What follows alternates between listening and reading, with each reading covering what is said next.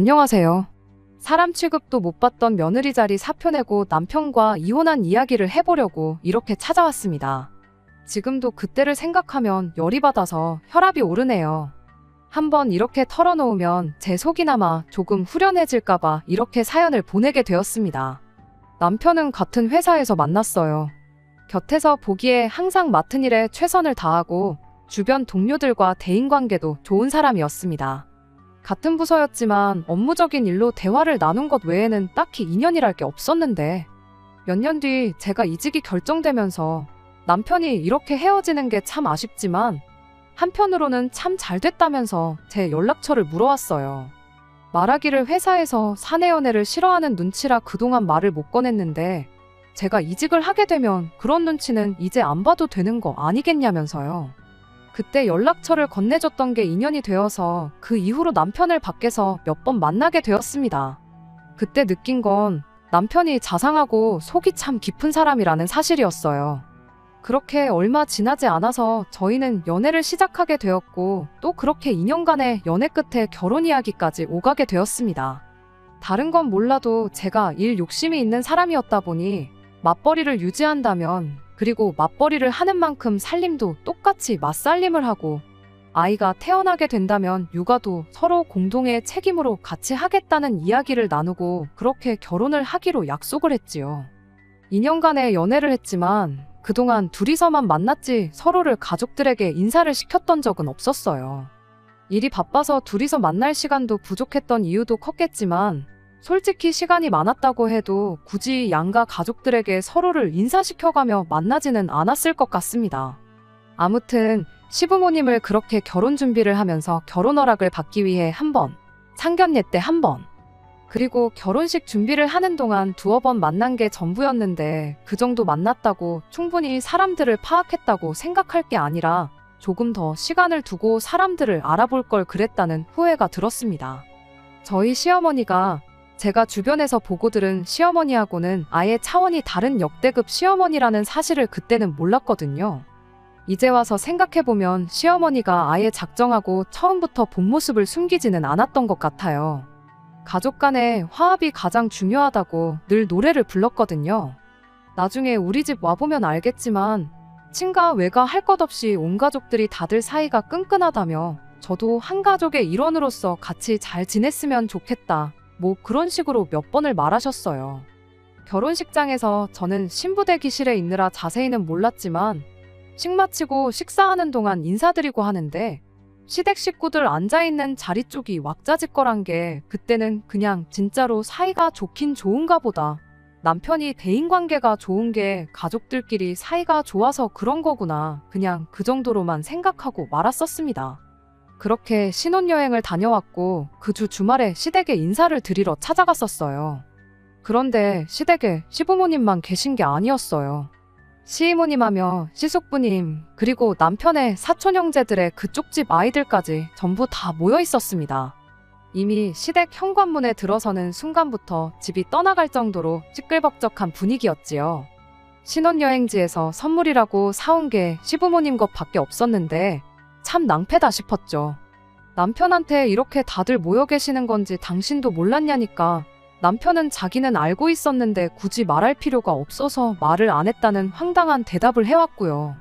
조용히 선물이라고 어머님 아버님 거밖에 없는데 손 작아 보인다고 한마디 들을 것 같아 걱정된다고 했더니 우리 가족들은 그런 거 신경 하나도 안 쓰는 사람들이라며 걱정 붙들어 매라는 식으로 짧게 대답을 하고 말았어요. 시어머니는 우리 며느리 가족들한테 인사시키려고 온 가족들을 불렀다고 말을 하셨는데 속으로 저는 바로 며칠 전 결혼식장에서 전부 다 인사를 드렸는데 굳이 며칠 만에 또 이렇게 자리를 만들 필요나 있었나 하고 생각했습니다. 인사만 드리고 오려고 했는데 그날 저녁까지 시댁에 붙들려 있었어요. 자리가 마무리가 될 때쯤 시어머니가 갑자기 저한테 개모임 이야기를 꺼내더군요.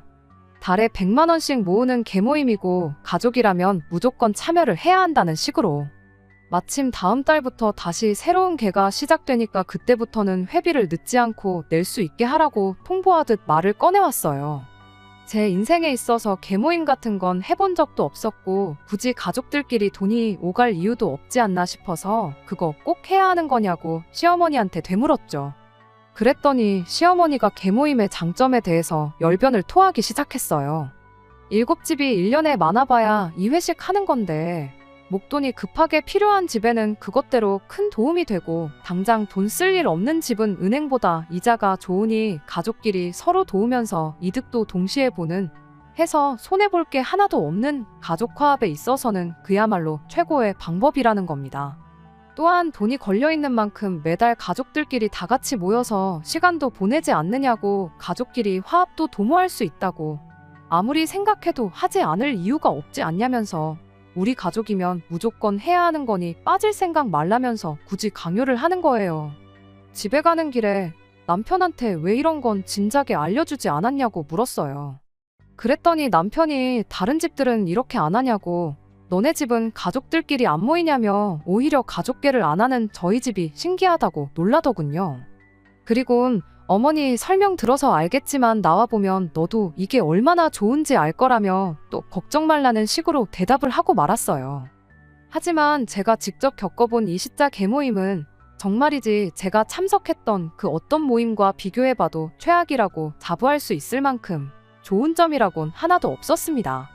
일단 적금 드는 느낌으로 개를 마지막에 타서 이자를 가져가라는 것부터 말도 안 되는 소리였어요.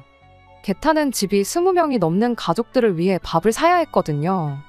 첫 달 타가는 사람이 550을 가져가고 마지막 달에 타가는 사람이 50만 원을 더 받아가는 구조이긴 했는데 막달에 타가면 타가는 대로 사람들이 어떻게든 본전을 뽑겠다는데 혈안이 돼서 다 먹지도 못할 만큼 음식을 시켜대는 건 기본이었어요.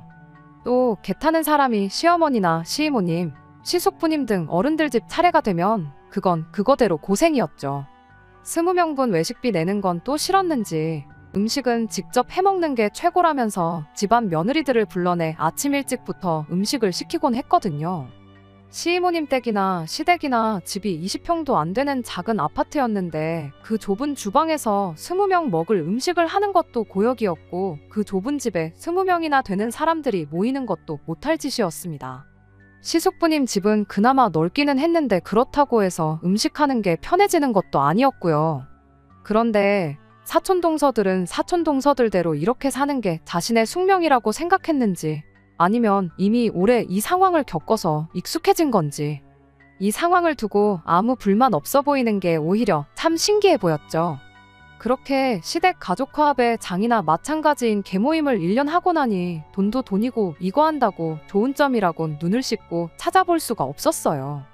1년 했으면 저도 할 만큼 했다고 생각했고 이쯤 돼서 우리 가족은 빠진다고 해도 큰 문제가 없지 않을까 그렇게 생각을 했습니다. 어차피 저희 결혼하기 전에는 저희 없이도 했던 거니 회사 일도 힘들고 몸이 축나서 안 되겠다고 말하면 대충 이해해주지 않을까 하는 생각이었어요. 때마침 남편이 시댁에 다녀올 일이 있다고 해서 그럼 간 김에 한번 어머님께 말씀드려보라고 했죠. 남편은 자기는 즐겁기만 하고만 뭐가 문제냐며 툴툴거리더군요. 내가 원래도 사람들 많은 데는 기가 빨려서 일부러도 피하는 성격인 거 알지 않느냐고. 그런데 요즘 회사 일도 바쁘고 시댁은 시댁대로 가고 계모임은 계모임대로 가고 한 달에 2-3번은 꼭 시댁 식구들하고 어울려야 하는데 그렇다고 친정집에도 똑같이 가는 거 아니지 않냐고. 솔직히 너무 스트레스 받고 힘들다고 이야기를 했어요. 남편은 그 자리에서는 들어주는 척, 이해해주는 척을 하더니 정작 시댁에 가서는 시어머니한테 어떻게 전달을 한 건지 그날 저녁에 시어머니한테 전화로 한바탕 잔소리를 들어야 했습니다. 네가 어려울 때 도와주는 거 가족밖에 없다고. 회사에 충성해봐야 잘리거나 관두면 그만 아니냐던가. 친정도 내가 너 못 가게 했냐. 한 달에 쉬는 날이 10번은 될 텐데 네가 정성이 부족해서 친정을 안 다녀온 걸 왜 내 탓을 하느냐 하면서 생각이 있는 며느리라면 똑바로 처신 잘하라면서 온갖 성질을 부려대셨죠. 뭐라고 대꾸한들 시어머니 화만 돋우지 욕이나 괜히 더 먹겠네 싶어서 그냥 적당히 알겠다고 말하고 둘러댔습니다. 결국 매달 있는 시댁 계모임에 계속 참석을 해야 했지요.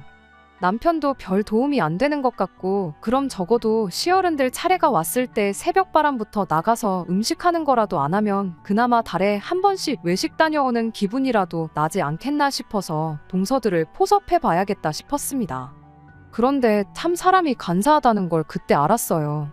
그때가 시이모님 댁에서 계모임이 있던 날이었는데 새벽바람부터 눈곱도 제대로 떼지 못하고 다 죽은 동태눈을 하고 음식하고 있는 동서들한테 이렇게 음식하는 거 불공평한 것 같지 않냐고 슬쩍 질문을 던졌습니다. 아니, 똑같이 계모임 하는데 우리 차례에는 꼭 외식을 해서 이자라고 몇십만 원 받아가지고 외식비로 100만 원을 쓰는 것부터가 말이 안 되지 않냐고요. 물론 집에서 음식을 해먹는다고 해서 재료값이 안 드는 건 아니지만 우리 노동력도 다 계산해야 하는 거 아니냐고 했죠. 막말로 시이모님 댁에서 계모임하면 시이모님이 직접 음식을 준비해 주시는 게 맞지 않냐고. 집도 좁은데 허리도 제대로 못 펴고 음식 준비하고 있는 거 힘들지 않냐? 남들은 요즘 제사 때문에 고부간이며 부부간이며 다퉈대서 있는 제사도 안 지내고 제사를 지내도 제사 음식 일부러 안 하고 사서 하고 그런다는데 우리는 제사를 지내는 것도 아닌데 한 바퀴 돌 때마다 3번씩 이게 뭐 하는 거냐고 했죠. 1년에 명절도 2번밖에 안 되는데 우리는 1년에 6번씩 제사를 지내는 거나 마찬가지다. 그러니까 다음부터 이렇게 와서 음식하라고 시키면 뭘 번거롭게 음식을 해서 먹냐고 나가서 외식이나 하자고 하면 훨씬 낫지 않겠냐고 동서들을 꼬드겼어요. 하지만 그건 제가 제 무덤을 파는 것이나 마찬가지인 일이었습니다. 동서들이 같은 며느리 입장이니까 반드시 공감대가 있을 거라고 생각했던 저희 큰 오산이었죠. 그날 계모임이 끝나고 집에 돌아온 뒤 잘 때가 다 돼서 또 시어머니한테서 전화가 걸려왔어요. 이야기 다 들었다면서 너는 어떻게 가족들끼리 서로 좋자고 하는데도 이렇게 삐딱선이냐, 가족들끼리 이간질을 시켜서 불화를 조장하냐 하면서 온갖 소리를 다 들어야 했습니다.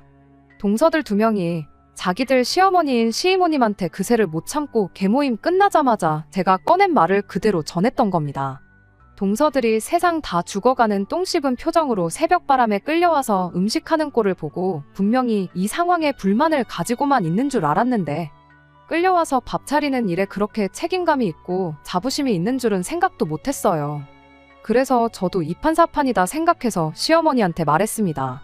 외식을 할 거면 다 같이 똑같이 하고 음식을 할 거면 모든 집이 다 같이 똑같이 하고 개주인 사람이 음식을 준비하는 게 이치상 맞지 않냐고 그렇게 따졌죠.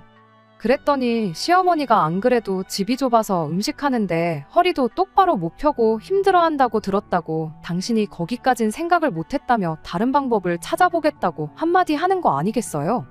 그때는 저도 내가 뭘 잘못 들었나 싶었습니다. 말 한마디 했다고 호락호락하게 넘어갈 사람이 분명 아닌데 생각보다 너무 빠르게 수긍을 해가지고 말이죠. 그래도 한바탕 질렀더니 진심이 통한 건가? 사실 시어머니가 생각보다 이야기가 잘 통하는 사람은 아닐까. 그냥 며느리들이 힘들어하는 걸 몰라서 그랬던 건데 나 혼자 괜히 며느리들을 부려먹는다고 오해한 건 아닌가. 따지고 보면 시어머니도 과거에는 며느리였을 테니 그 공감대가 어느 정도 있지 않을까. 그 짧은 시간 동안 그런 5만 가지 생각이 다 들었어요. 시어머니는 더 좋은 방법을 어른들끼리 한번 상의해보겠다시며 그렇게 전화를 끊으셨고요. 그렇게 전화 끊고 나서 잠에 들려니 괜히 생각만 더 깊어졌지요. 내가 괜히 시자 들어간다고 어렵게 생각하고 나쁘게만 생각했나. 사실 가족끼리 그냥 사이좋게 지내는 걸 바라시는 좋은 분인데 나랑 성격이 다른 걸 가지고 너무 거부감을 가진 건 아니었나. 자기 반성까지 하면서 다음부터는 시댁에 더 잘해야겠다 그런 다짐까지 하고 나서야 겨우 잠에 들 수 있었어요. 그리고 그날 이후로 나름 평소보다 더 살갑게 시어머니한테 안부 전화도 드리고 그랬죠. 그런데 한 달 만에 다음 계모임이 돼서 내가 잘못 생각했다는 걸 깨닫게 되었고 한 달 남짓한 시간이지만 반성도 하고 시어머니한테도 나름 잘했던 그 하루하루들을 뼈저리게 후회하게 되었습니다. 그날은 시어머니 집에서 계모임이 있던 날이었어요. 평소 같으면 전날 저녁부터 해서 다음날 새벽 몇 시까지 시댁으로 오라니 말라니 난리도 아니었거든요. 그런데 언제까지 오라는 연락이 없는 걸로 보아 내 진심이 통했구나 싶었습니다. 그리고 2번 다시 계모임 하는 거에 대해서 불만을 말하지 말아야겠다고까지 생각했죠. 그런데 그 다음날 새벽바람에 초인종을 눌러대는 소리에 잠에서 깼어요. 뭔가 하고 인터폰을 눌렀더니 화면 안에 시어머니며 시이모님이 왜 이렇게 아침잠이 많냐면서 잠 깨는데 너무 오래 걸리는 거 아니냐고 빨랑 문부터 열라고 아주 난리더라고요. 잠이 덜 깬 상황에서 영문도 모른 채 현관문을 열어줬는데 인터폰으로 보이던 시어머니와 시이모님 뒤로 아버님, 이모부님의 동서들, 아주버님들, 온 식구가 전부 다 우르르 저희 집으로 몰려들어왔어요. 아주버님들 손에는 양손 가득 음식 재료들이 들려 있었습니다. 이게 무슨 상황인가 도무지 파악이 안 되는 와중에 시어머니가 한마디 하더라고요. 집이 좁아서 음식하기 싫다지 않았냐고, 그러니까 비교적 넓은 너네 집으로 왔다고요. 앞으로 넓은 집 두고 좁은 집에서 모일 필요가 뭐가 있냐고, 개모임 장소를 저희 집에서 하면 딱 좋겠다는 겁니다. 그게 시어머니 차례건 시이모님네 차례건 동선의 차례건 그런 건 묻고 따질 것도 없이 말이에요. 그리고 앞으로는 외식하지 말고 공평하게 직접 음식을 해먹는 쪽으로 하는 게 좋겠다고 하더니 아주버님들 손에 들려있던 음식 재료들을 저한테 전부 몰아주더군요. 그러더니 개주가 음식을 준비하는 게 맞다고 하지 않았냐고 그날 전화로 했던 제 말투를 흉내내면서 빈정거리면서 한마디 하는 거예요.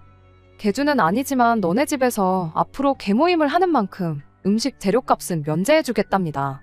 그거 면제받는 것만 해도 돈이 얼마인 줄 아냐고. 그러니까 따지고 보면 그렇게 돈을 아끼게 되는 게 제가 매달 개 탄 거나 마찬가지라는 거예요. 그러니까 개모임을 너네 집에서 하는 만큼 너가 개주라고 생각하고 음식을 준비하면 되겠다더군요. 감자탕거리가 있으니 들통으로 집에 갈 때 각자 저녁 한번 먹을 만큼 덜어갈 수 있게 넉넉하게 끓이고, 장보다 보니까 쭈꾸미가 물이 참 좋아서 그것도 잔뜩 사왔다고. 절반은 매콤하게 볶아서 내고 절반은 숙회로 삶아서 내오라고 하더니 할 말 다 하고 나서 지들끼리 시시덕거리고 저희 집 거실에 둘러앉아서 TV를 켜더군요. 새벽바람인데 TV만 보고 있긴 심심하다며 저보고 술이랑 과일이나 간식 같은 것 좀 내오라는 겁니다. 남편은 그 와중에 새벽에 눈 뜨자마자 아주버님들 꼬드겨서 집 근처에 24시간 하는 데가 있으니 거기 가서 당구 좀 치고 오자고, 그리고 오는 길에 술도 좀 사와야겠다며 시어머니한테 돈 얼마 타가고는 그 길로 내빼더군요. 이게 무슨 상황인가 싶은 와중에 동서들이 망연자실 부엌에 서 있는 저한테 다가오는 겁니다. 그래도 고자질한 게 찔리긴 찔려서 도와주려는가 보다 싶었는데 그게 아니었어요. 저 때문에 자기들 편하게 됐다고 참 고맙다고 하면서 아침 일찍부터 와서 피곤해 죽겠는데 잠깐 눈 좀 붙이게 바닥에 깔 이불이랑 덮을 것 좀 꺼내다 달라는 겁니다. 오늘은 동서 놀래켜주려고 일찍 온 거지 다음부터는 이렇게 새벽바람에 찾아올 일은 없을 거라면서 저보고 고생 좀 하라나요. 세상에 같은 며느리 처지라고 동지들이라고 생각했던 사람들이 고자질을 한 것도 모자라 이제는 저 시자들과 한통속이 돼서 저 하나만 부려먹으려는 속셈이 뻔히 보였어요. 차라리 시어머니가 주장하는 것처럼 가족들 간의 화합을 위해서라면 기꺼이 새벽바람에 음식 몇 번 하는 거 아무것도 아니라고, 어려운 거 아니라고 그렇게 한마디만 말했었다면 제가 아무 말도 않겠는데, 어떻게든 음식을 하는 쪽이 아니라 차라리 외식을 하는 쪽으로 이야기해보자고 했을 때는 그렇게 경청해놓고는 모든 책임을 저한테 떠넘기고 자기들 한 몸 편해질 것 같은 기회가 생기니 그걸 놓치지 않고 이용해 먹는 걸 보니 사람이 참 이렇게 간사할 수 있나 싶더라고요. 그리고 같은 며느리 처지라고 사람을 너무 쉽게 믿었던 제 자신한테도 반성을 하게 되었죠. 아무튼 그날은 더럽지만 뭐 일이 이렇게 된 거 내쫓아버릴 수도 없는 노릇이고 그냥 제가 할 수 있는 만큼 해서 그 날을 넘겼어요. 혼자서 그 많은 걸 하려니까 시간이 한참 걸렸는데 나중 가선 자기들도 배가 고파졌는지 간단한 건 조금씩 도와주고 그랬거든요. 하지만 이번에 도와줬다고 해서 다음번도 도와주리란 법은 없으니 이 상황을 그냥 넘겨서 안 되겠다는 생각이었어요. 그러다 문득 남편은 온 가족이 이렇게 우리 집에 말도 없이 쳐들어오는 이 상황을 몰랐을까 하는 생각이 들더라고요. 개모임 끝나고 나서 남편한테 따지듯 물어봤는데 알고는 있었지만 자기도 이렇게 하지 않으면 제가 정신을 차리지 않을 거라 생각해서 함구하고 있었다는 말도 안 되는 소리를 하는 겁니다. 나중에 가선 이게 다 제가 자초한 일이라며 제 탓을 하기까지 하는 거예요. 온 가족이 다 같이 화목하게 지내려고 하는 건데 저 혼자서 물을 흐리는 거라나요? 어떻게든 가족 모임을 빠지거나 편하게만 하려고 하지 말고 이왕 이렇게 된 김에 진짜로 이 가족의 일원이 된 모습을 보여주라는 조언까지 해주더군요. 지성이면 감천이라고, 아마 어머니도 그렇고 다른 친척들도 그렇고 열심히 노력하는 모습을 보여주면 마음이 풀릴 거라고요. 이렇게 앞으로 평생 계모임을 우리 집에서만 가지지는 않을 것이다. 너의 진심이 통하는 그날에 예전처럼 다시 각자 집에서 계모임을 갖게 될 테니 그때까지 다른 가족들한테 인정받을 생각을 하라는 말만 할 뿐이었어요. 결혼 전 그렇게 자상할 수가 없고 저만 아는 그런 사람이었는데, 그런데 남편에겐 그런 저보다도 소중한 게 가족들이었다는 사실을 알게 되니 그게 그렇게 실망스러울 수가 없었네요. 그리고 왜 이런 본 모습을 결혼 전에는 몰랐을까 하는 후회와 함께요. 어떻게 하면 이 상황을 타개할 수 있을까 고민해봤지만 온 가족이 저러는 거다 보니 마땅한 수가 떠오르지는 않았습니다. 내 편이라도 하나 있으면 모르겠는데 남편이라고 하나 있는 건 처음부터 남의 편이었으니까 말이에요. 그러는 와중에 일이 또 터져버리고 말았어요. 주말만 되면 이틀 내내 시어머니가 저희 집에 찾아오기 시작했거든요. 그날 저 혼자 음식 준비할 때 보니까 손이 느려가지고 온 가족이 굶어 죽기 딱 좋겠다며 여러 명 먹을 음식 하는 법을 알려주겠노라고 찾아오신 거예요. 그래도 음식할 때 필요한 것들은 당신 돈으로 직접 사가지고 오긴 했습니다. 그렇게 20인분 음식을 한참 해놓고 있으면 점심 느즈마키에서 온 가족들이 약속이라도 한 듯 저희 집 들러서 음식도 덜어가고 그랬어요. 주말 이틀 내내 왔다 보니 똑바로 쉬는 날도 없었어요. 그냥 아무것도 안 하고 주말을 편히 쉬어도 체력이 모자랄 판에 한 달에 한 번 있는 계모임이 아니라 매주마다 시어머니한테 그렇게 시달려야 했으니 몸이 축나지 않을래야 않을 수가 없었죠. 결국엔 그렇게 한 달을 넘기고 다시 계모임이 있는 날 전날인 금요일 오전부터 온몸에 오한이 느껴지고 열이 펄펄 끓기 시작했습니다. 이랬다간 정말 쓰러지겠다 싶어서 회사에 일하다 말고 반찬해서 병원까지 다녀왔어요. 처방받은 약 먹고 한숨 푹 자고 일어났는데 얼마나 몸이 축나 있던 건지 평소였으면 약 먹고 푹 자면 어느 정도 괜찮아졌던 몸이 도무지 제 말을 들을 생각을 안 듣더라고요. 그 와중에 남편은 퇴근하고 와가지고는 내일이 계모임인데 내일까진 다 나아야 할 텐데 이러고 있는데 몸만 멀쩡했으면 그 말 듣자마자 뒤통수라도 한 대 후려갈겼을 텐데 그럴 힘마저도 없었습니다. 계모임이 있어서 그 책임감에 그런 건 아니지만 그래도 어떻게든 컨디션 찾아보겠다고 혼자서 죽 끓여 먹고 처방받은 약 먹고 그리고 다시 잠을 청했어요. 그런데 밤 1시쯤 되니까 상태가 나아지기는커녕 더 악화가 되는 거예요. 가만히 있어도 몸이 벌벌 떨리고 손 하나 까딱하기 힘들 만큼 몸이 안 좋았습니다. 자는 남편 깨워서 겨우겨우 응급실을 다녀왔고 거기서 링거라도 한 방 맞고 나오니 그나마 나아져서 새벽 4시가 돼서 겨우 다시 집에 돌아와 다시 잠을 청할 수 있었습니다. 그렇게 겨우 잠들어서 회복을 하고 있었는데 난데없이 남편이 저를 아침 대바람부터 깨우는 거예요. 머리맡에 두었던 핸드폰을 보니 아침 7시였는데 아침 일찍부터 무슨 호들갑인가 했더니 시어머니가 저한테 톡을 보냈는데 제가 답장을 안 한다더라며 남편한테 전화가 왔답니다. 그래서 무슨 일인가 톡을 열어봤는데 오늘은 소갈비찜이 좋겠다며 핏물 빼는데 시간이 걸리니 아침 일찍부터 부지런히 움직여야 한다고 톡을 새벽 6시에 보내놓으셨더라고요. 1시간 동안 제가 아무 대답도 없으니 남편한테 전화해서 저를 깨우라고 시켰던 거고요. 몸은 여전히 말을 안 듣는데 그 톡까지 보니 정말 아무 의욕도 안 생기더군요. 마트도 10시는 돼야 여는데 그 이른 시간에 톡을 보낸다고 갈비를 사올 수 있는 것도 아니고 없는 갈비를 두고 핏물을 뺄 수 있는 것도 아닌데 뭐가 그렇게 호들갑인지 싶었어요. 그래서 시어머니 톡에 답장도 안 하고 남편한테 나는 몸 상태가 안 좋아서 오늘 음식 준비는 못할 것 같으니 알아서 가족들하고 외식을 하고 오던가 해라 한마디 하고 다시 잠을 청했습니다. 그랬더니 남편이 가당치도 않은 소리 하지 말라고 집 근처 식자재 마트는 일찍 여니까 거기서 재료 사다가 당장 음식을 할 생각부터 하라면서 저를 깨우더군요. 당신 몇 시간 전까지 나랑 같이 응급실에 있지 않았냐고, 다른 사람도 아니고 마누라 몸 상태가 이런데 그러고 싶냐고 한마디 쏘아붙였더니 그야말로 전전긍긍하면서 어쩔 줄을 몰라 하더라고요. 그러더니 한다는 소리가 그럼 10시까지만 더 쉬랍니다. 그리고 10시에 일어나서 마트에서 장 봐다가 음식 준비하면 저녁 시간 맞춰서 얼추 시간은 되지 않겠냐는 소리를 하는 거예요. 그 말을 들으니 어이가 없어서 그렇게 집에서 개모임이 하고 싶거든 니 혼자 준비해서 하라고 말하고 그 길로 아픈 몸 이끌고 집 나와 택시 잡아서 친정집으로 향했습니다. 친정 부모님이 무슨 일로 아침 대바람부터 친정에 다 왔느냐고 걱정하시길래 제가 조금 몸이 아픈데 집에 있으면 괜히 신경 쓸 게 많아서 그냥 아무 생각 안 하고 푹 쉬려고 왔다고 대충 둘러대고 말았어요.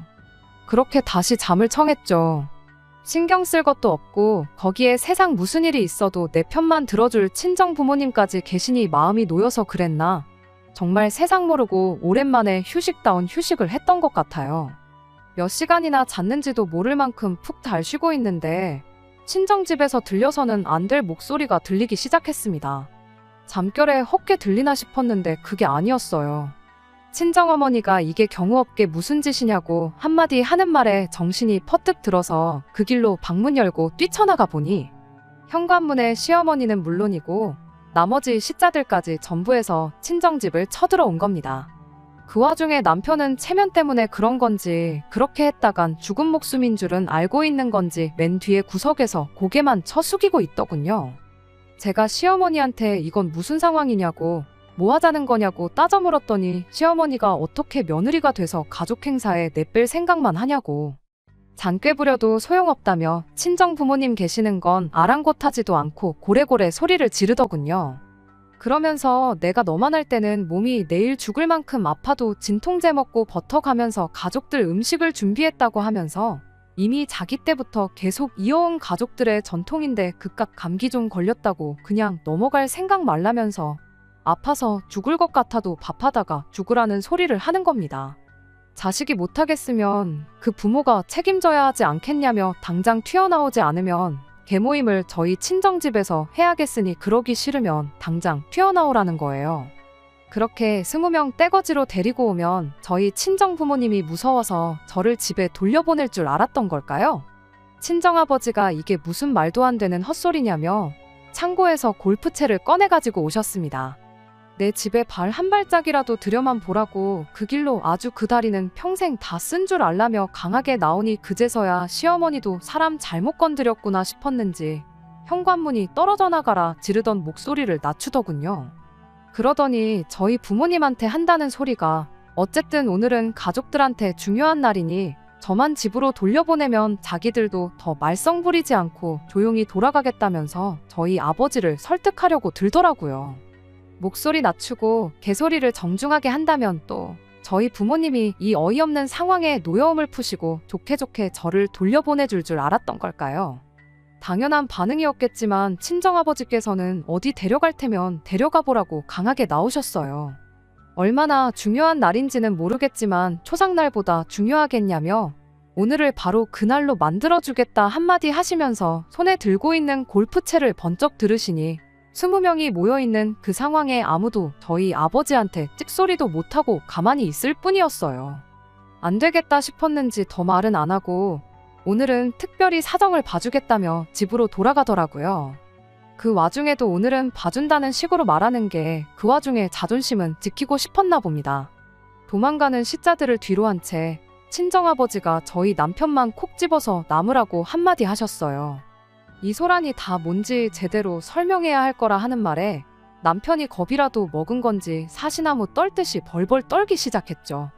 그래도 친정 부모님께서는 남편을 추궁하기 전에 저랑 이야기 나눌 기회를 먼저 주셨어요.